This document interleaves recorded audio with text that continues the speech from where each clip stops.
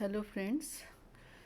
In relation to cash flow statement, there is one very important thing, which is to find out the missing figure relating to sale or purchase of asset, or to ascertain the profit or loss on the sale of that asset. So today we will do that specifically, that how to ascertain missing figures related to depreciable assets. Supposing there is a fixed asset account. In the fixed asset account आपको पता होगा कि depreciation charge करने के दो तरीके होते हैं. एक तरीका होता है जिसमें provision for depreciation account maintain किया जाता है, और दूसरा होता है जिसमें provision for depreciation account maintain नहीं किया जाता. तो हम वो तरीका कर रहे हैं जिसमें provision for depreciation account maintain नहीं किया गया. तो जब डेप्रिसिएशन चार्ज की जाती है, वो डेप्रिसिएशन सीधी एसेट अकाउंट में चार्ज की जाती है. और जब आपको ऐसे में बैलेंस शीट में फ़िगर्स दिखाई दे रही होती हैं एसेट की, तो वो फिगर्स रिटन डाउन वैल्यू पर होती हैं, कॉस्ट लेस डेप्रिसिएशन पर होती हैं, क्योंकि उसमें डायरेक्टली एसेट अकाउंट में डेप्रिसिएशन चार्ज की गई होगी. तो वहाँ बैलेंस शीट में आपको एसेट की वैल्यूज़ दी जाएंगी और वो रिटन डाउन वैल्यू होगी, यानी कॉस्ट लेस डेप्रिसिएशन. ऐसे में क्या होता है कि डेप्रिसिएशन हर साल आप एसेट अकाउंट में चार्ज करते हैं, तो आपकी एंट्री होती है बाय डेप्रिसिएशन या by profit and loss account, और हर साल बैलेंस को कैरी फॉरवर्ड कर ले जाते हैं, जो कि रिटन डाउन वैल्यू होती है. फिर नेक्स्ट ईयर आप डेप्रिसिएशन चार्ज करते हैं, तो फिक्स्ड एसेट अकाउंट जो है वो हमेशा रिटन डाउन वैल्यू पर शो होता है.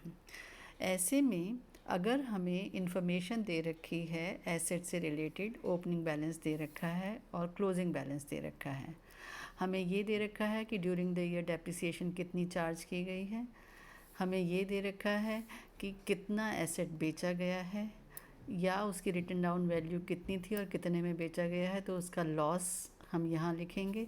और अगर बैलेंसिंग फिगर निकाल रहे हैं तो हम यहाँ पर देखेंगे तो टू बैंक आएगा परचेजेस का, और अगर प्रॉफिट हुआ होगा उस एसेट को बेचने पर तो इधर फिगर आएगी टू प्रॉफिट एंड लॉस, अगर लॉस हुआ होगा तो इधर आएगी by profit and loss account, और अगर फिक्स्ड एसेट अगेंस्ट शेयर्स खरीदा गया होगा तो टू इक्विटी शेयर कैपिटल, वो भी परचेजेस आएंगी. तो ये एक फॉर्मेट होगा उस फिक्स्ड एसेट अकाउंट का.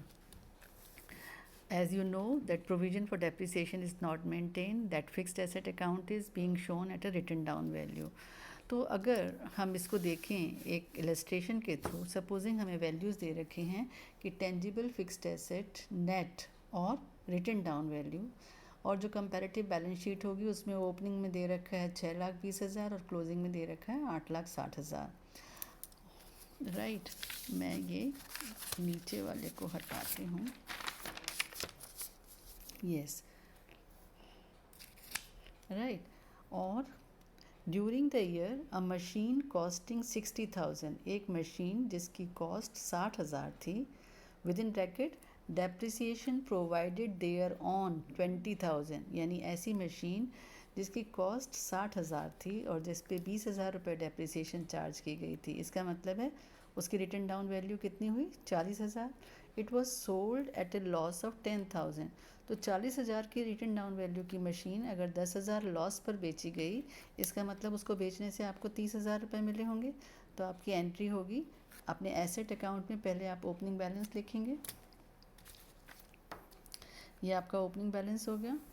फिर ये आपका क्लोजिंग बैलेंस हो गया 8,60,000, राइट. फिर आपको कहा गया है इस प्रॉब्लम में कि डेप्रिसिएशन चार्ज वॉज ₹60,000, यानी एसेट अकाउंट में जो डेप्रिसिएशन चार्ज की गई है वो 60,000 है. तो ये आपने एंट्री की बाय डेप्रिसिएशन, या इसको आप बाय प्रॉफिट एंड लॉस भी कर सकते हैं, और यहाँ ब्रैकेट में लिख सकते हैं कि ये डेप्रिसिएशन है. तो आपने ये फिगर दे रखी थी, ये दे रखी थी, डेप्रिसिएशन प्रोवाइडेड थी, और फिर आपको ये दिया गया था कि एसेट की कॉस्ट 60,000 है और डेप्रिसिएशन उस पर 20,000 है, तो उसकी रिटन डाउन वैल्यू 40,000 हो गई, और it has been sold at a loss of 10,000.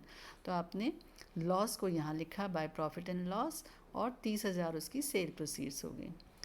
This is how, when you have entered all the figures, now whatever you will get that will be a balancing figure. और वो balancing figure क्या है? to bank. That is, you have purchased a machinery worth rupees 3,40,000 during the year, and that is an outflow of cash, and that will come under the investing activity, 3,40,000 rupees. इसके अलावा इस cell proceed को आप कहाँ show करेंगे? ये भी investing activity है, लेकिन ये इनफ्लो ऑफ कैश है, right? Profit and loss account में ये जो लॉस ऑन सेल है, that will be added in the net profit figure to find out cash from operating activity, and this depreciation is also to be added. Depreciation is also to be added in current year's profit to find out operating activity के अंदर. So this is how you will do. Operating activity में 1,00,000 रुपये आपको दे रखा है profit before tax, so you will add 60,000 rupees depreciation, 10,000 rupees loss, and investing activities in you will show purchase of asset to the extent of 3,40,000, that is your outflow of cash, and inflow of cash will be 30,000 rupees as sale proceeds, that is also under investing activity. So that was a comparatively simple case where there was no provision for depreciation account. लेकिन जब provision for depreciation account maintain किया जाता है, उस case में हम क्या करेंगे? So now we are seeing the case how to ascertain missing figures related to depreciable fixed asset when provision for depreciation account is maintain. When provision for depreciation account maintain किया जाएगा, तब क्या होता है कि एसेट अकाउंट हमेशा original cost पर show किया जाता है, और depreciation is charge to provision for depreciation account. यानी आप एसेट अकाउंट जो है ओरिजिनल कॉस्ट के ऊपर कैरिड फॉरवर्ड होता रहता है. It always appears eight original cost, और तब तक उसमें कोई चेंज नहीं आता जब तक कि एसेट बेचा नहीं जाता. और जो डेप्रिसिएशन है वो हर साल यहाँ प्रोविज़न फॉर डेप्रिसिएशन अकाउंट में चार्ज की जाती है by profit and loss account. ये फिर कैरिड डाउन होगा, फिर ये ब्रॉड डाउन होगा, फिर ये कैरिड डाउन होगा, और फिर आप इस साल की डेप्रिसिएशन चार्ज करेंगे.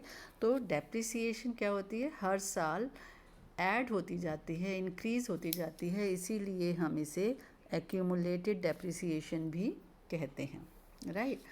लेकिन इसमें चेंज तब आता है जबकि कोई एसेट बेचा जाता है, और जब वो एसेट बेचा जाता है तो एसेट अकाउंट का बैलेंस रिड्यूस होगा, उसकी ओरिजिनल कॉस्ट एसेट अकाउंट में से रिड्यूस हो जाएगी, और उस एसेट जो कि बेचा जा रहा है उसकी एक्यूमुलेटेड डेप्रिसिएशन जो होगी वो प्रोविज़न फॉर डेप्रिसिएशन अकाउंट से एसेट सोल्ड अकाउंट में ट्रांसफ़र कर दी जाएगी. तो हम क्या करते हैं कि एक मशीनरी डिस्पोजल अकाउंट अलग से बनाते हैं, और जो मशीन बेची जा रही है उसकी ओरिजिनल कॉस्ट को एसेट अकाउंट में से मशीनरी डिस्पोजल अकाउंट में ट्रांसफ़र करते हैं. जैसे अगर ये हमारा फिक्स्ड एसेट अकाउंट है तो ओपनिंग बैलेंस इसका ये है और क्लोजिंग बैलेंस ये है. अगर ड्यूरिंग द ईयर हमने कोई मशीन बेची तो उसकी ओरिजिनल कॉस्ट को हम इस फिक्स्ड एसेट अकाउंट में से रिड्यूस कर रहे हैं. हमारी एंट्री हो रही है machinery disposal account debit to fixed asset, machinery disposal account debit to asset account. तो मशीनरी डिस्पोजल अकाउंट ये देखो यहाँ पर डेबिट हो रहा है, राइट? और एसेट अकाउंट या जो टू मशीनरी अकाउंट है वो हमारा क्रेडिट हो रहा है. तो ये वैल्यू यहाँ फिक्स्ड एसेट में से कम हो जाएगी, और यहाँ मशीनरी एसेट, यहाँ इसको अगर हम मशीनरी अकाउंट भी कह सकते हैं, राइट? तो मशीनरी अकाउंट में ये क्रेडिट हो जाएगा और मशीनरी डिस्पोजल अकाउंट में डेबिट. यानी इतनी कॉस्ट यहाँ से रिड्यूस हो गई और इसको हमने मशीनरी डिस्पोजल अकाउंट में डाल दिया. उसके बाद प्रोविज़न फॉर डेप्रिसिएशन में जितनी उस एसेट की एक्यूमुलेटेड, प्रोविज़न फॉर डेप्रिसिएशन का ये ओपनिंग बैलेंस है, ये क्लोजिंग बैलेंस है. अब ड्यूरिंग द ईयर अगर कोई एसेट बेचा गया तो जो एसेट बेचा गया है उस पर अब तक जितनी डेप्रिसिएशन चार्ज हो चुकी है उसे हम प्रोविज़न फॉर डेप्रिसिएशन अकाउंट से एसेट डिस्पोजल अकाउंट में ट्रांसफ़र करते हैं. तो हमारी एंट्री होती है provision for depreciation account debit to machinery disposal. Accumulated depreciation on machinery sold is transferred from provision for depreciation account to machinery disposal account. तो यहाँ पर हम क्या लिखेंगे, by provision for depreciation, and what is this, this is accumulated depreciation on machinery sold. So this is accumulated depreciation on machinery sold, right? इस machinery की ये cost है और इस पर अब तक इतनी डेप्रिसिएशन चार्ज हो चुकी है, तो हमें डायरेक्टली पता चल जाएगा कि इसकी रिटन डाउन वैल्यू कितनी है और वो कितने में बेचा गया। जितने में बेचा गया उसके लिए हम लिखेंगे बाय बैंक, और फिर जो सेल प्रोसीड आई है और जो उसकी रिटन डाउन वैल्यू है उसका जो डिफरेंस होगा वो आइदर लॉस होगा या प्रॉफिट होगा। तो हम अगर प्रॉफिट है तो टू P&L कर देंगे, अगर लॉस है तो profit and loss account debit to machinery disposal कर देंगे। ये हो गया मशीनरी डिस्पोजल। तो इससे हमारे को लॉस की फ़िगर मिल रही है या सेल प्रोसीड की फ़िगर मिल रही है, और ये हमें या प्रॉफिट की फ़िगर मिल रही है। ये बैलेंसिंग, ये मिसिंग इन्फॉर्मेशन हमें इस अकाउंट को बनाने से मिल सकती है। इसके अलावा जो प्रोविज़न फॉर डेप्रिसिएशन था, इस प्रोविज़न फॉर डेप्रिसिएशन अकाउंट को अगर हम कंप्लीट करें तो ओपनिंग बैलेंस इसका यहाँ था, क्लोजिंग यहाँ था, और जो एसेट बेचा गया उसकी डेप्रिसिएशन को आपने इस प्रोविज़न फॉर डेप्रिसिएशन से एसेट डिस्पोजल अकाउंट में ट्रांसफ़र कर दिया। जब ट्रांसफ़र कर दिया तो अब यहाँ पर अगर 4 फिगर्स होती हैं, ओपनिंग बैलेंस, ये जो एसेट की डेप्रिसिएशन थी वो आपने ट्रांसफ़र कर दी, अब इसका जो क्लोजिंग बैलेंस है, तो ये जो बैलेंसिंग फिगर आई ये क्या है, ड्यूरिंग द ईयर आपने जितना प्रोविज़न क्रिएट किया, प्रोविज़न फॉर डेप्रिसिएशन यानी जितनी डेप्रिसिएशन चार्ज की वो हर साल कहाँ जाती है, प्रोविज़न फॉर डेप्रिसिएशन में आपकी एंट्री होती है profit and loss account debit to provision for depreciation account.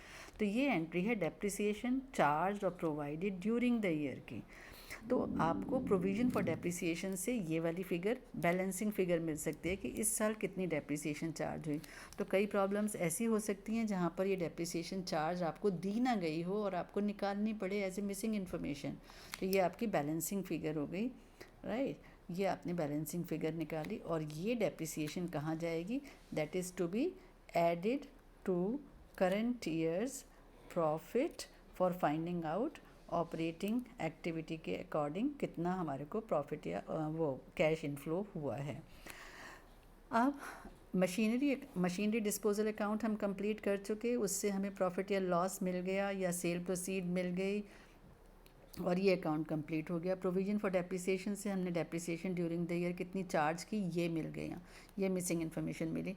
और मशीनरी का जो अकाउंट ओरिजिनल कॉस्ट पर है, that account is always at original cost, right. तो इसमें से जब आपने original cost of the asset sold को ट्रांसफ़र कर दिया और फिर आपको लग रहा है कि इसका क्लोजिंग बैलेंस ज़्यादा आ रहा है, इसका मतलब यहाँ आपको मिसिंग इन्फॉर्मेशन मिल सकती है क्या, कि या तो एसेट आपने परचेज़ किया है, राइट, और अगर आपको दे रखा है कि अगेंस्ट इक्विटी शेयर कैपिटल किया है तो वो आ जाएगी यहाँ पर, और बाय कैश कितना किया है वो आ जाएगा, that is your balancing figure. तो ये एक मिसिंग इन्फॉर्मेशन आपने निकाली। That is how you will solve the problems, because बिना इस सब्जेक्ट की नॉलेज हुए, मशीनरी, ये बिना इस टॉपिक की प्रॉपर नॉलेज हुए आप ये तीनों अकाउंट्स नहीं सही से बना पाएंगे। तो ना तो आप सही से प्रॉफिट या लॉस निकाल पाएंगे, ना सही से आप डेप्रिसिएशन चार्ज निकाल पाएंगे, और ना सही से आप परचेज़ ऑफ एसेट निकाल पाएंगे, या अगर आपको सेल प्रोसीड निकालनी है तो वो भी करेक्ट नहीं निकाल पाएंगे अगर दी नहीं है, कोई भी मिसिंग इन्फॉर्मेशन है तो। इसलिए ये 3-4 इन्फॉर्मेशंस पता लगाने के लिए और कैश फ्लो स्टेटमेंट की प्रॉब्लम को ठीक से सॉल्व करने के लिए आपको डेप्रिसिएशन के टॉपिक की कंप्लीट नॉलेज होनी चाहिए। और ऐसे केस में क्या होगा कि जो आपको प्रॉब्लम दी जाएगी वो प्रॉब्लम सपोजिंग इस तरह से होगी कि आपको जो कंपैरेटिव बैलेंस शीट दी जाएंगी, उस कंपैरेटिव बैलेंस शीट के अंदर फिक्स्ड एसेट का बैलेंस तो अलग दिया जाएगा और एक्यूमुलेटेड डेप्रिसिएशन के बैलेंसेस अलग दिए जाएंगे। यानी आपकी बैलेंस शीट के अंदर फिक्स्ड एसेट अकाउंट जो होगा वो ओरिजिनल कॉस्ट पर अपीयर हो रहा होगा और एक्यूमुलेटेड डेप्रिसिएशन जो है वो एक्यूमुलेटेड डेप्रिसिएशन अकाउंट में अपीयर हो रही होगी। जब आप ऐसी बैलेंस शीट देखेंगे तब आपको समझ जाना चाहिए कि इस केस के अंदर provision for depreciation account maintain किया गया था, एसेट अकाउंट ओरिजिनल कॉस्ट पर अपीयर हो रहा है और सारी डेप्रिसिएशन हर साल हम प्रोविज़न फॉर डेप्रिसिएशन या एक्यूमुलेटेड डेप्रिसिएशन अकाउंट में चार्ज कर रहे हैं। तो हमारी प्रॉब्लम ये है कि ओपनिंग और क्लोजिंग बैलेंसेस फिक्स्ड एसेट का दे रखा है, एक्यूमुलेटेड डेप्रिसिएशन का ओपनिंग और क्लोजिंग बैलेंस दे रखा है और हमेशा हमें कंपैरेटिव बैलेंस शीट को पढ़ते हुए देखना चाहिए कि ऊपर ओपनिंग बैलेंस पहले दे रखा है या क्लोजिंग बैलेंस पहले दे रखा है। कई बार ऐसा होता है कि 2017 का साल पहले दे रखा है, 2016 का साल बाद में दे रखा है, तो जहां आपको इंक्रीज़ देखनी होती है वो डिक्रीज़ दिखाई दे रही होती है। तो you have to read the top of the comparative balance sheet very clearly कि किस साल का बैलेंस पहले है और किस साल का बैलेंस बाद में है। जैसे इस केस में ओपनिंग बैलेंस दूसरे कॉलम में है और क्लोजिंग बैलेंस पहले कॉलम में है। उसके बाद during the year a machine having book value of 80,000। अब बहुत ध्यान से आपको प्रॉब्लम पढ़नी होगी। During the year a machine having book value of 80,000, book value not original cost, book value of 80,000, depreciation provided thereon 60,000 was sold at a loss of 30,000। अब अगर हम गलती से इस 80,000 को ओरिजिनल कॉस्ट मान लेंगे तो हम सोचेंगे 80,000 ओरिजिनल कॉस्ट है, इस पर डेप्रिसिएशन 60,000 है, इसकी रिटन डाउन वैल्यू 20,000 है, जबकि वो गलत हो जाएगा। एक्चुअली क्या है कि इसकी बुक वैल्यू 80,000 है और उस पर 60,000 डेप्रिसिएशन चार्ज हुई है, तो उसकी ओरिजिनल कॉस्ट 1,40,000 होगी। और इस मेथड में हमें original cost of the asset sold चाहिए, क्योंकि फिक्स्ड एसेट अकाउंट में या मशीनरी अकाउंट में जो एसेट बेचा जाएगा उसकी कॉस्ट को आप एसेट अकाउंट से एसेट डिस्पोजल अकाउंट में ट्रांसफ़र करते हैं। आपकी एंट्री होती है machinery disposal account debit, machinery disposal account debit, ये ओपनिंग बैलेंस नहीं होगा, ये machinery disposal account debit to machinery account, ये एंट्री होगी machinery disposal account debit to machinery account. या ये जो हमारा फिक्स्ड एसेट है हम इसको फिक्स्ड एसेट या मशीनरी अकाउंट कह सकते हैं, या फिक्स्ड एसेट अकाउंट, राइट। तो हमारी एंट्री क्या हुई, यहाँ से 1,40,000 रुपये को हमने मशीनरी डिस्पोजल में या फिक्स्ड एसेट डिस्पोजल अकाउंट में ट्रांसफ़र किया। अब आपको दिया गया था कि इस एसेट के ऊपर 60,000 रुपये डेप्रिसिएशन चार्ज की गई है, तो हमने इस डेप्रिसिएशन को प्रोविज़न फॉर डेप्रिसिएशन अकाउंट से एसेट डिस्पोजल अकाउंट में ट्रांसफ़र किया। हमारी एंट्री है प्रोविज़न फॉर डेप्रिसिएशन या accumulated depreciation account debit to machinery disposal, और हम लिख रहे हैं this is the accumulated depreciation on asset sold. तो हमने ये 60,000 रुपये डेप्रिसिएशन मशीनरी डिस्पोजल अकाउंट में ट्रांसफ़र कर दी, right. Opening balance provision for depreciation का 3 लाख है और क्लोजिंग बैलेंस 3,80,000 है और 60,000 डेप्रिसिएशन ऑन एसेट सोल्ड है। तो अब इस अकाउंट में ये 3 फिगर्स आ गई, चौथी फिगर हम निकाल सकते हैं और वो है बैलेंसिंग फिगर कि इस साल कितनी डेप्रिसिएशन चार्ज की गई, और वो फिगर आई 1,40,000। ये हमारी बैलेंसिंग फिगर आई है। We can write that this was not given but we have calculated, this is your balancing figure। तो इस 1,40,000 को हम कहेंगे कि ये during the year depreciation charge की गई है। इसका क्या ट्रीटमेंट होगा, this is a depreciation charge during the year, so that will be added in the current year's profit to find out net cash flow from operating activity. अब ये 60,000 machinery disposal में आ गया, तो इसका मतलब 1,40,000 उसकी ओरिजिनल कॉस्ट थी, 60,000 उस पर डेप्रिसिएशन है, तो रिटन डाउन वैल्यू कितनी हुई 80,000, जो हमें पहले दे भी रखी थी 80,000, लेकिन it was sold at a loss of 30,000, तो लॉस 30,000 हमें दिया हुआ है, तो हमने लिखा by profit and loss account 30,000 loss. जब लॉस पर 80,000 की रिटन डाउन की चीज़ 30,000 लॉस पर बेची गई, तो इसका मतलब है वो 50,000 में बेची गई।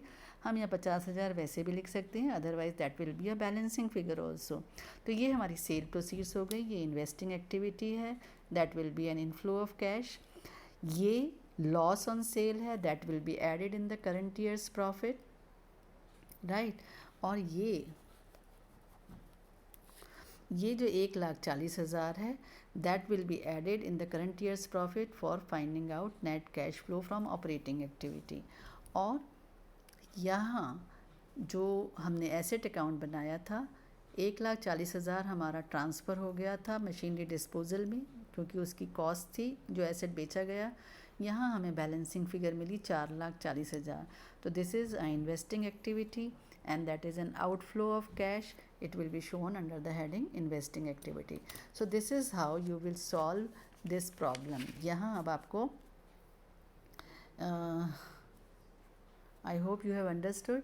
तो जैसे ही आप बैलेंस शीट में देखते हैं provision for depreciation account also and fixed asset account also, it means provision for depreciation maintain किया गया है उस मेथड में, depreciation provision for depreciation account में ट्रांसफ़र की गई है, और हम इस तरह से बैलेंसिंग फिगर्स निकाल कर तभी हमारा सॉल्यूशन सही हो पाएगा। अब इसी से रिलेटेड एक और मैं आपको इलस्ट्रेशन दिखाती हूँ। जैसे यहाँ अगर कहा गया कि ओपनिंग बैलेंस और क्लोजिंग बैलेंस, यहाँ भी ओपनिंग बाद में दे रखा है, क्लोजिंग पहले दे रखा है, तो हमने ओपनिंग बैलेंस 13,20,000 लिया, क्लोजिंग बैलेंस 16,50,000 लिया, ये आ गया। और 3,80,000 और 3,00,000 provision for depreciation opening and closing हो गया। तो ये आपने लिखा ओपनिंग बैलेंस और ये हो गया आपका क्लोजिंग बैलेंस। अब इस प्रॉब्लम में आगे क्या कहा गया था,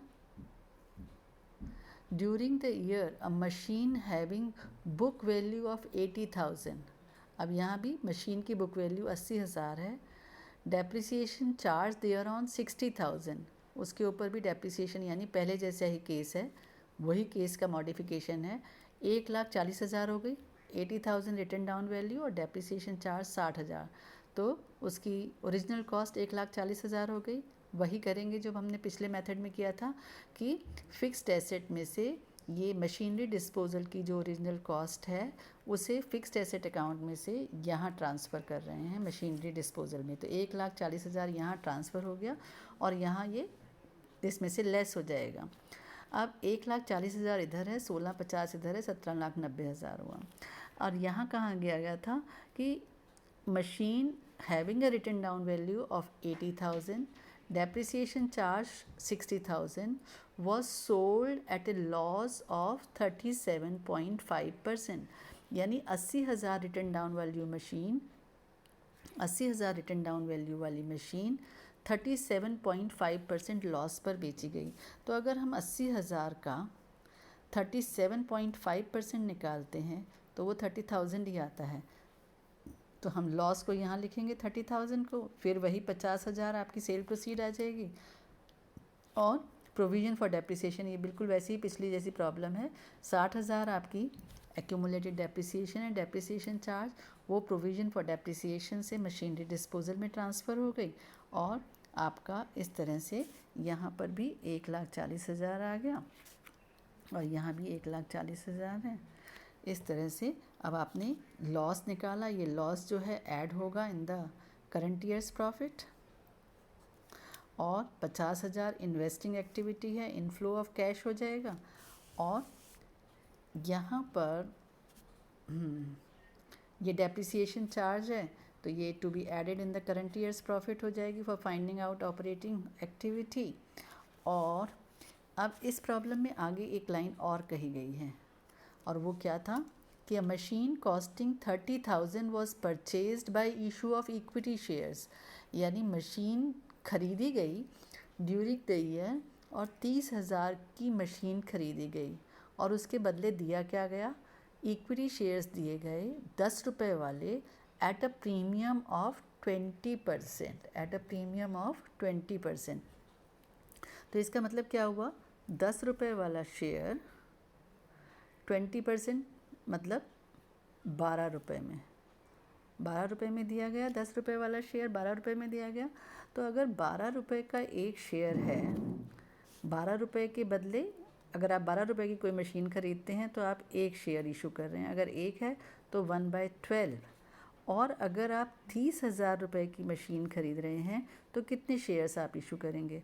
इसको आप ऐसे निकालेंगे तो हो गया ये 2500 शेयर्स, यानी 2500 शेयर्स आप ₹10 वाले एट द रेट ऑफ 10 देंगे और 2500 शेयर्स पर एट द रेट ऑफ ₹2 आप प्रीमियम देंगे। तो यहाँ आ गया आपका ₹25,000 और ये आ गया आपका ₹5,000 प्रीमियम, राइट। तो शेयर्स कितने इशू कर रहे हो आप? 2500। और ये निकाला कैसे आपने? 30,000 जब आप नंबर निकालते हैं तो क्या करते हैं कि ये फेस वैल्यू है और ये प्रीमियम है, तो ₹12 का एक शेयर आप इशू कर रहे हैं। ₹12 के बदले आप एक शेयर दे रहे हैं, तो 30,000 के बदले आप कितने शेयर्स देंगे? 2500। तो आपकी एंट्री यहाँ होगी fixed asset account debit to share capital 25,000 and to securities premium 5,000, right. ये आपको दिया गया है और फिर फिक्स्ड एसेट अकाउंट आप बना रहे हैं, तो ये आपकी बैलेंसिंग फिगर हो गई 4,40,000 that you have purchased the machinery or the asset worth rupees 4,40,000 by cash, and that is your investing activity, and outflow of cash this you will show in the cash flow statement. But ये जो share capital और securities premium का है ये आप cash flow statement में नहीं show करेंगे, क्योंकि ये सिग्निफिकेंट नॉन कैश ट्रांजैक्शन है कि आपकी शेयर कैपिटल तो 25,000 से बड़ी, सिक्योरिटीज़ प्रीमियम तो 5,000 से बड़ा, लेकिन साथ साथ फिक्स्ड एसेट आपका 30,000 से बड़ा। तो this is purchase of machinery against issue of shares and issue of shares against purchase of machinery. तो ना तो परचेज ऑफ मशीनरी 30,000 की कैश फ्लो स्टेटमेंट में आएगी और ना इशू ऑफ शेयर्स 2500 और सिक्योरिटीज़ प्रीमियम आपका कैश फ्लो स्टेटमेंट में आएगा, because both of these have not resulted in any inflow of cash, rather they have resulted in purchase of machinery। और उस परचेज ऑफ मशीनरी के लिए 30,000 आपने cash भी नहीं खर्च किया, रादर आपकी शेयर कैपिटल और सिक्योरिटीज़ प्रीमियम बड़ा है। तो you will show it under the cash flow statement as a significant non cash investing and financing activity, purchase of machine by issue of shares and issue of shares against purchase of machine. So both these things you will show in a schedule below the cash flow statement, identifying the significant non-cash transactions. So this was very important for the cash flow statement and for finding out the missing information to complete your investing activity and operating activity. That was very important. So I thought I should discuss these methods with you.